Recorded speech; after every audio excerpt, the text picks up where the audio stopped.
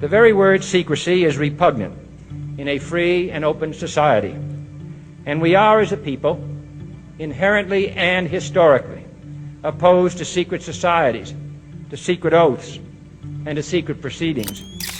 For we are opposed around the world by a monolithic and ruthless conspiracy that relies primarily on covert means for expanding its sphere of influence.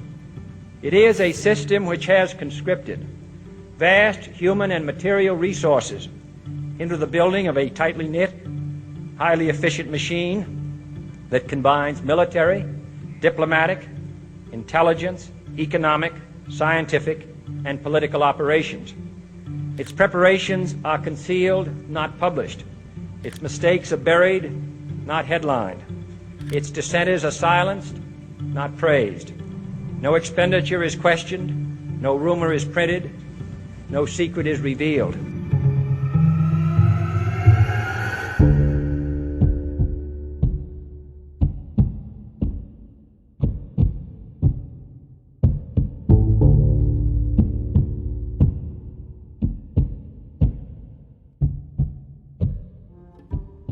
Machiavelli is one of the greatest political philosophers of all time. His work, The Discorsi, would advocate for a self-governing republic and highlight that living under a monarch with absolute rule was akin to slavery, providing the political underpinnings for both the English and American revolutions. But Machiavelli's other work, The Prince, would have a far more sinister influence. A guidebook to rulers on how to gain and consolidate power. The Prince was considered so dangerous, it was banned by the Catholic Church for more than 200 years. It has not only paved the way for tyrants, despots and dictators, but has had a profound impact on business, politics, religion, and the halls of power on every continent of the globe. But what did Machiavelli say? Who did he influence? And how has what a man wrote 500 years ago shaped the modern world in which we live today? From the White House to the Kremlin, from the Vatican to the Federal Reserve, this is how a man from Florence changed the course of history. This is how the writings of Niccolo Machiavelli are used to manipulate and control everyone.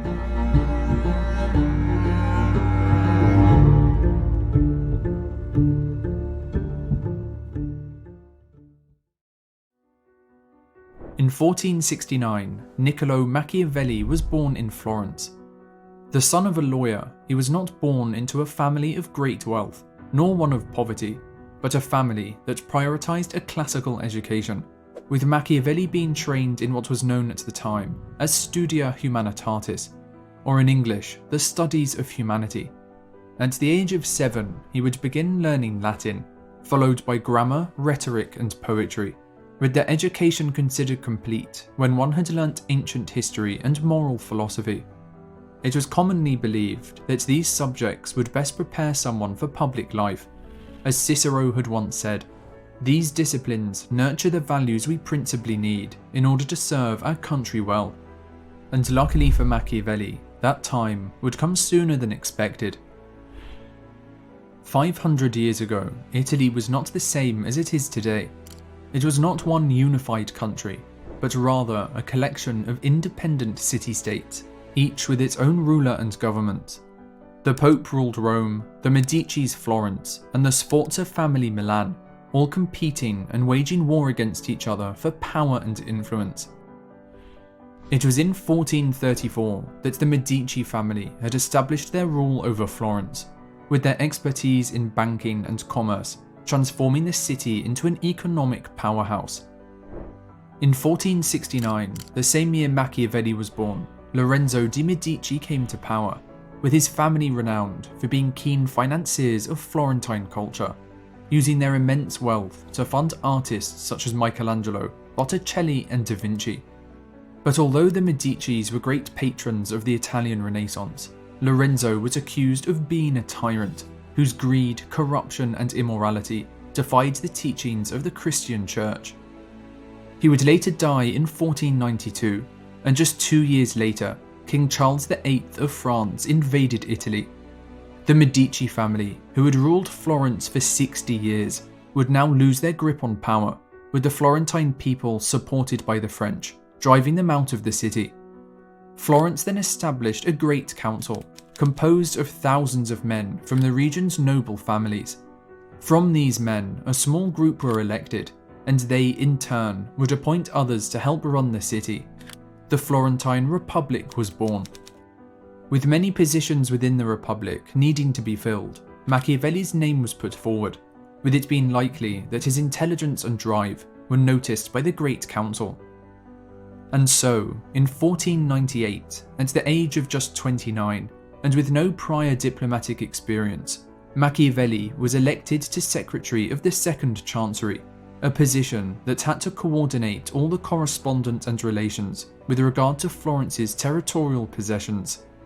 Shortly afterwards, he was also appointed to Secretary to the Ten of War, the committee responsible for all the foreign and diplomatic relations of the Republic. In this position, Machiavelli could be called upon to travel on behalf of the Ten, negotiating with potential allies, gathering information, and aiding the Ten's ambassadors by writing up detailed reports on foreign affairs and sending them home to Florence. For the next 14 years, Machiavelli would be sent on various important missions across the European continent, where he would travel to numerous states, representing Florence's interests and getting to see for himself how power really operated behind closed doors. For his first mission, Machiavelli would visit Caterina Sforza, the Countess of Imola and Forli, before being sent for 6 months to the court of Louis XII, the King of France. He was next sent to observe Cesare Borgia, the Duke of Romagna and Captain General of the Papal Army, who, with the support of the French, would conquer large portions of northern Italy. In 1506, Machiavelli would visit the new Pope, Julius II, making extensive notes on his character and leadership, and a year later would be sent on his last mission, to the court of the Holy Roman Emperor, Maximilian I. It would be these diplomatic experiences, coupled with lessons from Greek and Roman history, that would provide Machiavelli with the material needed to write The Prince, a collection of notes and lessons he had observed regarding statecraft, leadership, and manipulation. Far from the Christian ideals of modesty and temperance of the time, The Prince would delve behind the curtains and highlight the true mechanisms and tactics rulers use to gain, consolidate, and exercise power. The Prince would not be published during Machiavelli's lifetime, with it being only 5 years after his death in 1532 that the first printed copies of the book were distributed. Some would call it the work of Satan's finger, and others a handbook for tyrants, with William Shakespeare in the early 1600s using the term Machiavel to refer to a cunning and scheming person. But over time, some would begin to see the Prince in a different light, that it described the world as it really operates, with the French philosopher Rousseau believing its contents were a service to the public, exposing and allowing them to observe the secret tactics of tyrants. English philosopher Francis Bacon stated that we are much beholden to Machiavel and others that write what men do and not what they ought to do. But perhaps the Prince's impact is stated best by author Tim Parks. Machiavelli's little book was a constant threat. It reminded people that power is always up for grabs, always a question of what can be taken by force or treachery, and always, despite all protests to the contrary, the prime concern of any ruler. But for one ruler in particular, Machiavelli's words would have a profound impact, one that would not only change the course of history, but would result in the death and subjugation of tens of millions of people.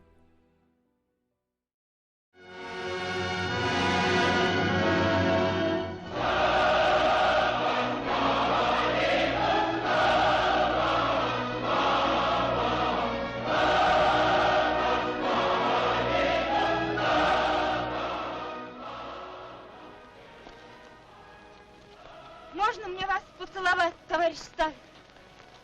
За все, что вы сделали для нашего народа, для нас. Отец, там вдруг Сталин! Viva Stalin! Viva Stalin! Long live мира и счастья всем вам, друзья мои.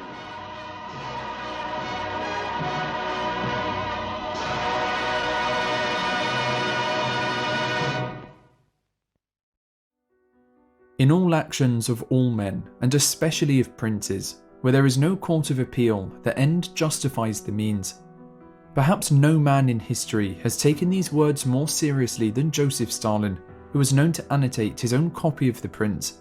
Ruling over the Soviet Union from 1928 until his death in 1953, Stalin would, through the calculated use of terror, force and propaganda, transform the Soviet Union into a world power, while gaining the love, support and admiration of his people.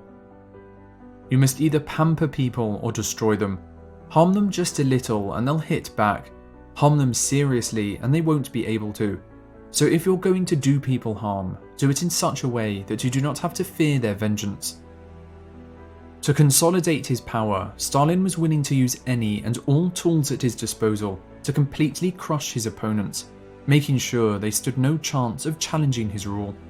His political rivals would be shot, citizens who spoke out against him would be hunted down, and millions would be sentenced to backbreaking work in gulag labour camps, where they would be forced to carry out decades of slave labour on highly dangerous projects for the state.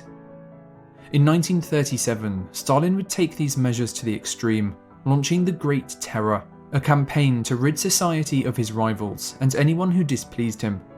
Lasting for a year and a half, the Great Terror would spread fear across the entire country, with over 1,500 people being killed each day. Husbands would turn on their wives, children on their parents, and by the time the Great Terror had come to an end, there was no one left to speak out against Stalin's rule. By the time of Stalin's death in 1953, over 26 million people had been shot, imprisoned, or subjected to internal exile, an average of over 1 million per year. But how was Stalin able to get away with so much? How could he purge, torture, and control an entire empire without any repercussions? The answer lies within one of Machiavelli's most important rules: propaganda. So long as he has the people on his side, a ruler needn't worry about conspiracies. But when they are against him and hate him, he'll have to watch everyone's every move. Stalin understood that public support was crucial to his position. If he was loved and the people swore allegiance only to him, it would be very difficult for his enemies to oust him from power.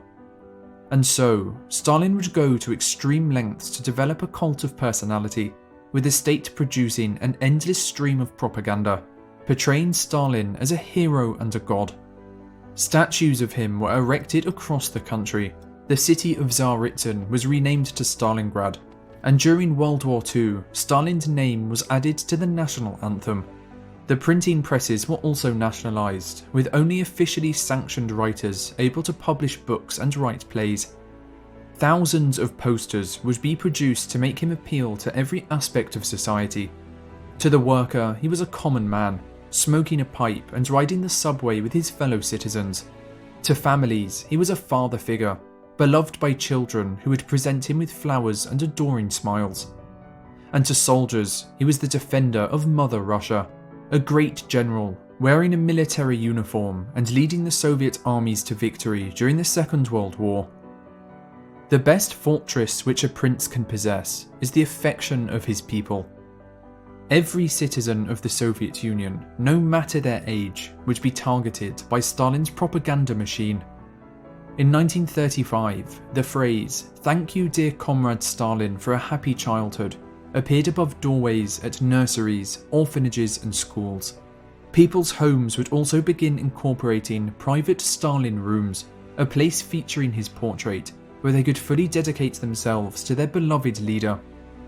Known by titles such as Brilliant Genius of Humanity and Gardener of Human Happiness, Stalin was known to receive standing ovations after his speeches.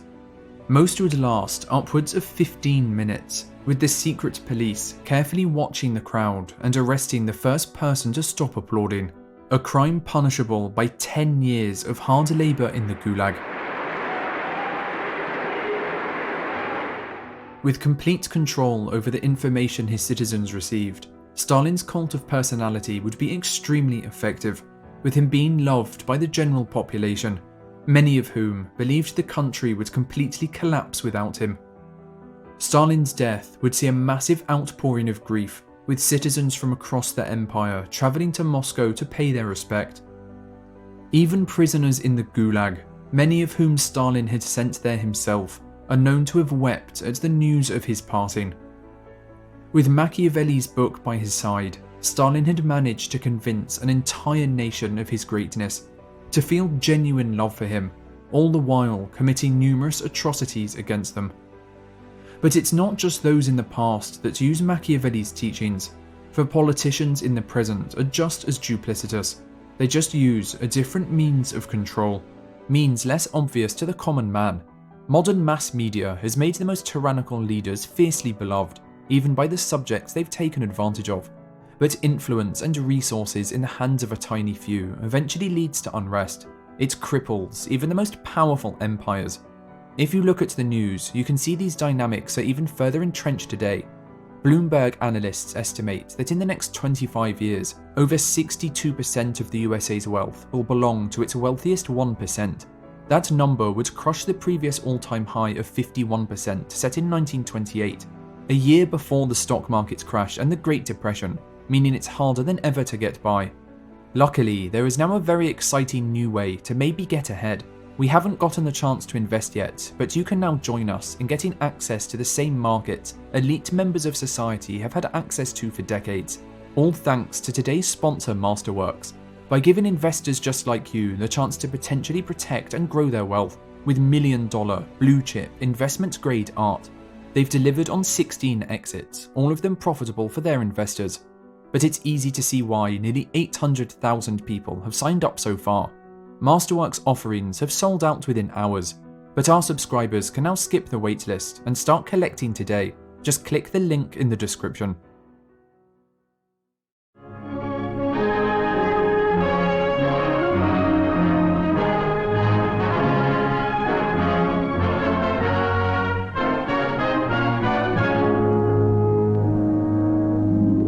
Perhaps I can help you, Chuck. I think the election was a victory for good government. It might also be called a victory for propaganda. But that would have been equally true if our opponent had won. But how can you study it?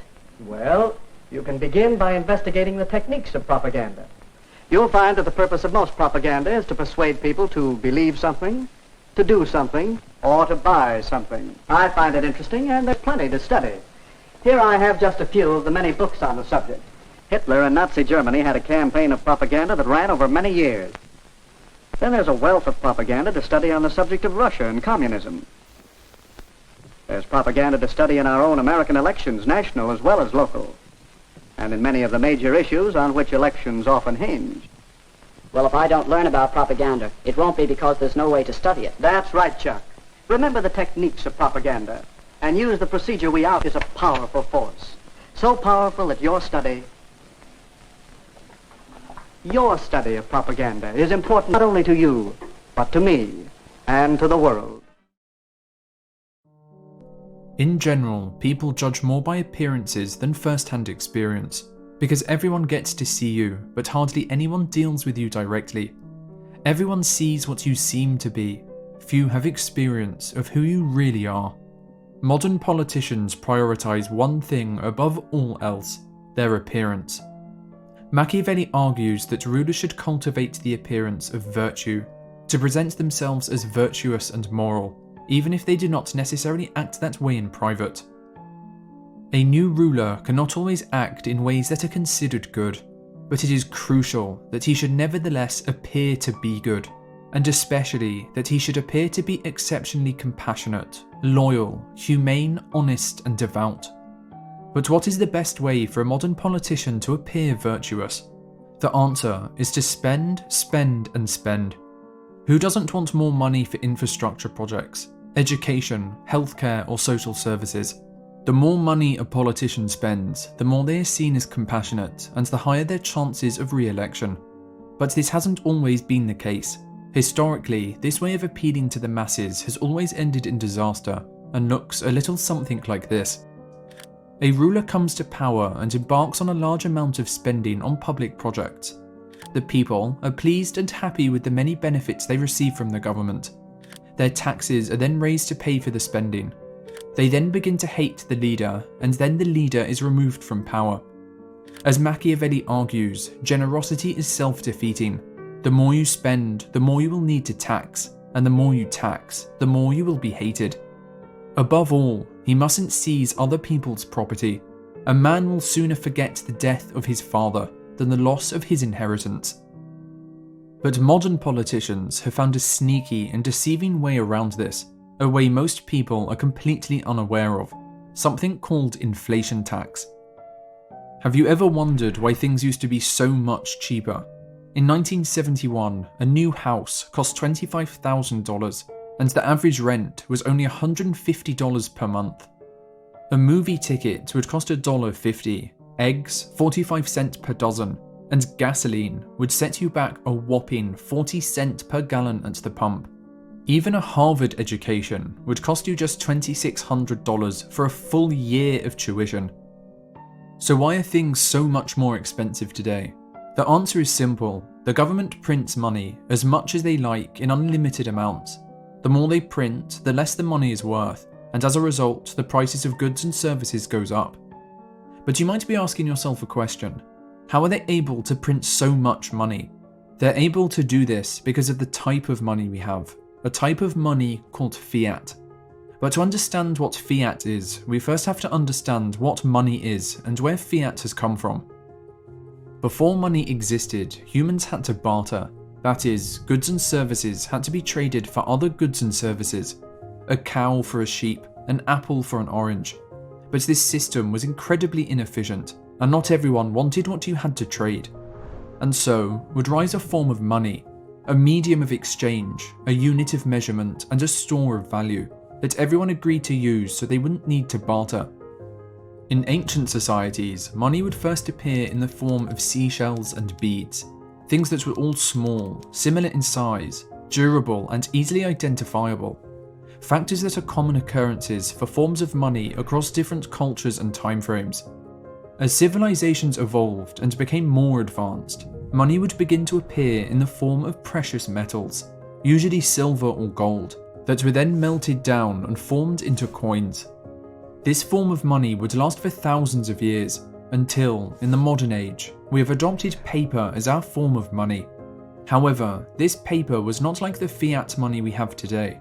Instead, it was something called representative money, a piece of paper that represented something else of intrinsic value.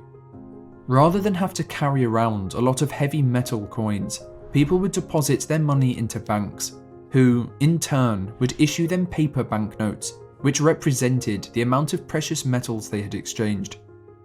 These banknotes, a new form of currency, would then circulate around the economy, and at any time could be redeemed for their value in silver or gold. In the 18th and 19th centuries, governments and central banks would adopt this system and apply it to their national currencies. For example, in 1934, under what was known as the gold standard, a $35 bill would be backed by 1 ounce of gold. It was important that paper money was backed by gold, as it imposed limits on government spending. They wouldn't be able to print more money without in turn increasing the amount of gold they held in reserve. As a result, prices remained stable and people were able to save without the fear of inflation eroding away their purchasing power. But not all countries and governments had precious metals backing their money, and as a result, the governments printed too much, hyperinflation ensued, and both the currency and economy collapsed.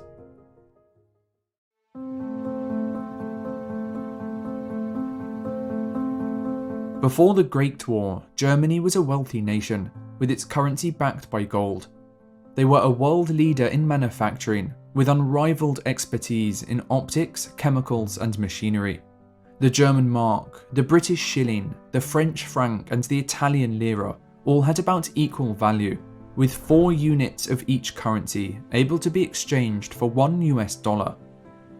However, in 1914, at the start of the First World War, Germany abandoned the gold standard and resorted to printing money in order to fund the conflict. But this policy worked to no avail, and by the end of the war in 1918, Germany was surrounded, its allies were defeated, with inflation beginning to take a toll on the population, prices having doubled since the start of the conflict. As a result, Germany was forced to surrender, and 7 months later in 1919, they signed the Treaty of Versailles, which named Germany as solely responsible for the outbreak of the war, and demanded that huge reparations be paid to the Allied forces. The Germans would refer to this agreement as the Article of Shame. But these reparations, which totaled 2 years of its pre-war GDP, would prove too costly for the German state to bear. Resources would soon begin to be stripped and taken from their country as forms of repayment, including goods produced in factories, their livestock and raw materials such as lumber, iron and coal. As these assets flowed out of the country, the state would resort to printing vast quantities of money in order to pay the workers and finance government expenditure. As the Reichsbank, Germany's central bank, began to print more and more, it was hard to stop, with the government enlisting 130 companies to help churn out piles of increasingly worthless paper notes. The more they printed, the less the currency was worth, and hyperinflation soon arrived upon the doorsteps of every household in the country. Do you remember that 4 German marks in 1913 were around $1? Well, the government printed so much money that by the end of 1923, it wouldn't cost 4 or 40 or even 400 marks to purchase $1, but instead 4.2 billion. Prices for everyday items would begin to spiral out of control, with wheelbarrows needed to transport people's money to local stores. A loaf of bread that had cost 250 marks in January 1923 would cost more than 200 billion in November. Cash would be burned for fuel. Children would use paper notes as building blocks and create kites for their entertainment. Eventually, it ended up costing more to print one note than one note itself was worth, with the currency soon collapsing. The German mark would serve as a lesson of history and a warning to future economies that a currency backed by nothing will eventually be worth nothing, with the destruction and carnage financial collapse brings about, giving tyrants and despots the opportunity to seize control.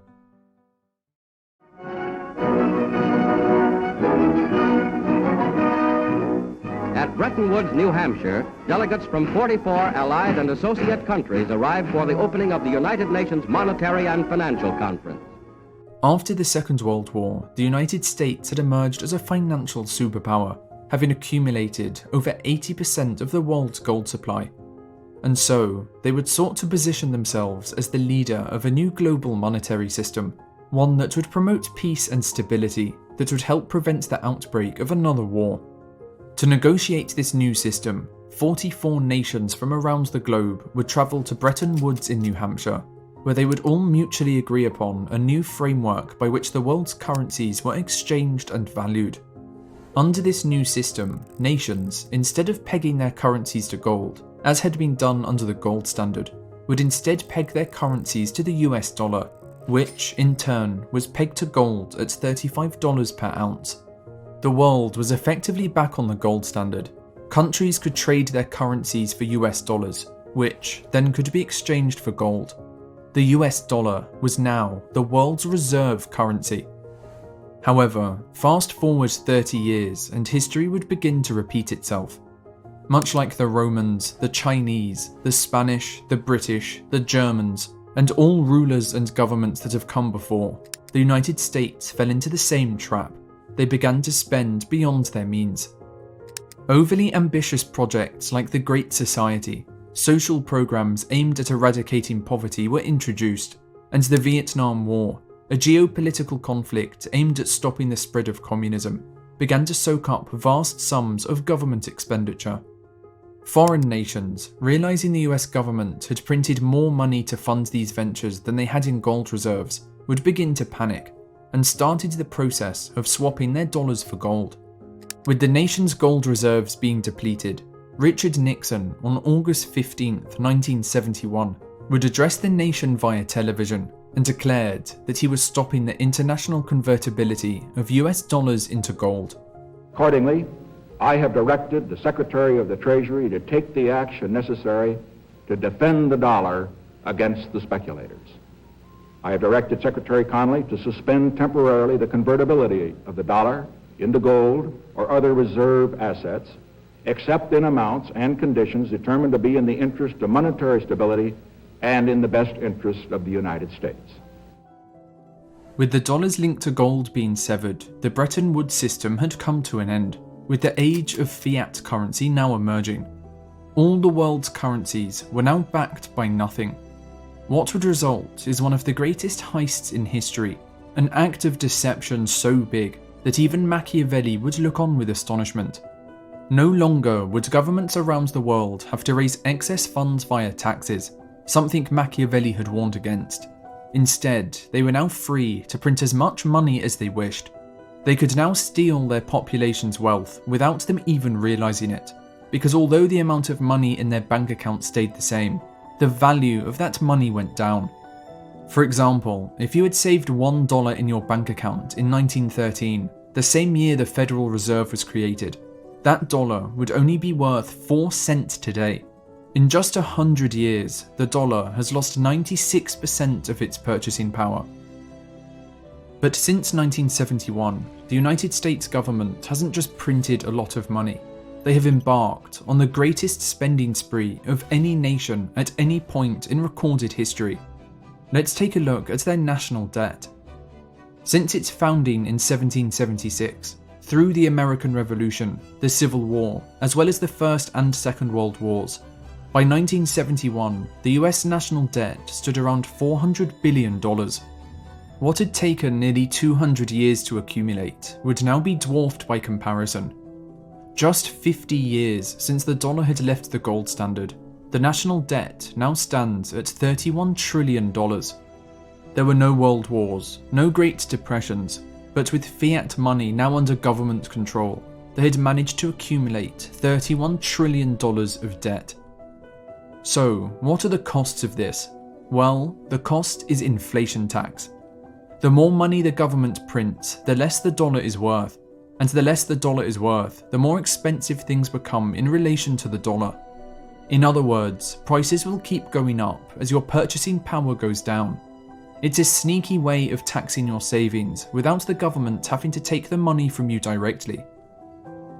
As you can see, when money is sound, that is, backed by something of intrinsic value like gold, prices remained stable for hundreds of years.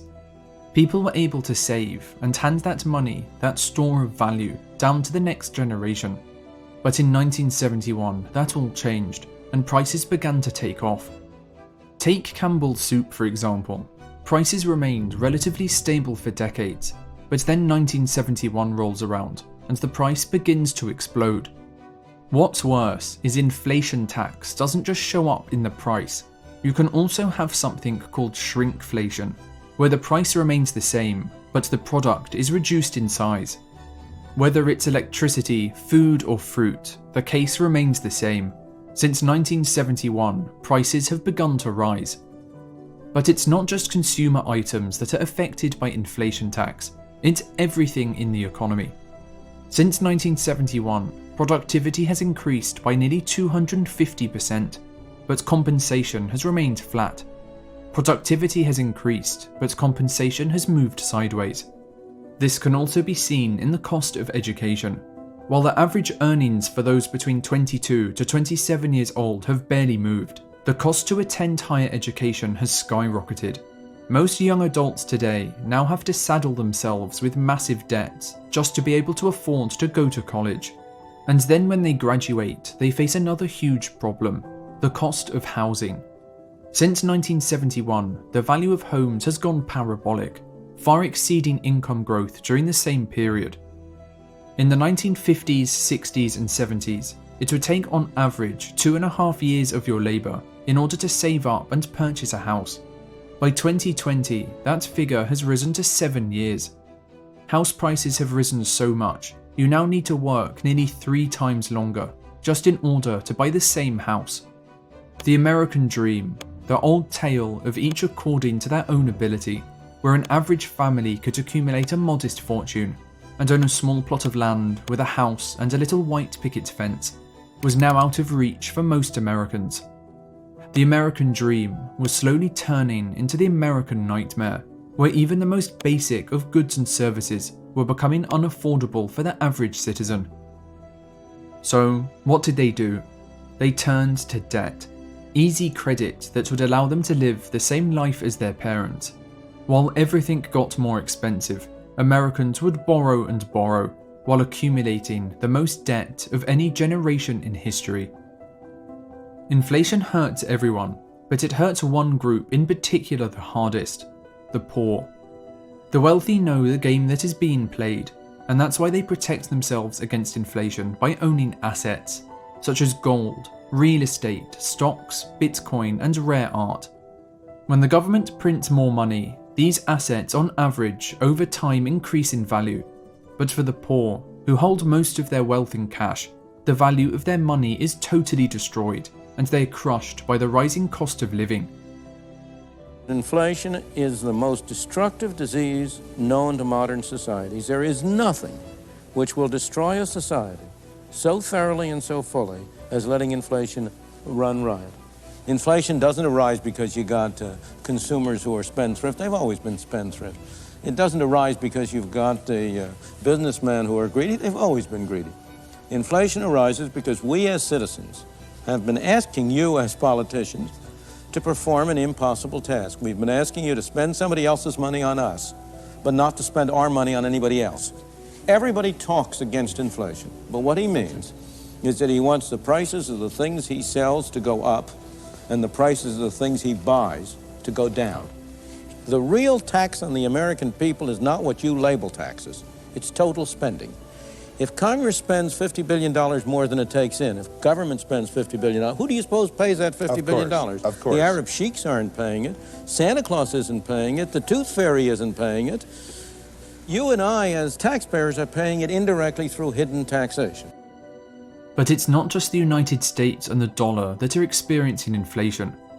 Whether you hold the Nigerian naira, the Argentine peso, or the Turkish lira, governments around the world are stealing the wealth of their populations as inflation erodes away their currency's purchasing power. So, what's going to happen from here? Well, it's going to get a lot worse everywhere. Governments and politicians in the US and around the world are not interested in the long-term trajectory of their nations. Instead, they are solely focused on the election cycle, what they can promise now, and what will garner them the most votes. They are interested in power, and if they have to spend vast sums of money on different programs in order to bribe the public to vote for them, that's what they're going to do. And why wouldn't they? They no longer have to raise taxes from the population in order to fund these projects. They simply print the money, hold on to power for as long as they can, and the population is none the wiser as to why everything around them is crumbling. Unfortunately, the debt in most nations is already too large to be paid back, so more money will need to be issued in order to pay it off. In other words, the debt is already so high, the only way forward is for nations to print more money, and in doing so, inflate their way out until their currencies are worthless. The debt to GDP ratio in the United States is already over 100%. That's double the size of the economy, and higher than during World War II. By 2050, that ratio is expected to exceed 200% of GDP, totaling more than $100 trillion of debt. By the end of the century, in the year 2100, just 73 years from now, if politicians carry on down the same path of money printing they are currently on, the national debt will exceed $1 quadrillion. Whether it be 10, 50 or 100 years from now, sooner or later the chickens are coming home to roost. As Machiavelli has said, if you're determined to have people think of you as generous, you'll have to be lavish in every possible way. Naturally, a ruler who follows this policy will soon use up all his wealth, to the point that, if he wants to keep up his reputation, he'll have to impose special taxes and do everything a ruler can to raise cash. His people will start to hate him, and no one will respect him now he has no money. Since his generosity will have damaged the majority and benefited only a few, he'll be vulnerable to the first bad news, and the first real danger may well topple him. When he realizes this and tries to change his ways, he'll immediately be accused of frugality,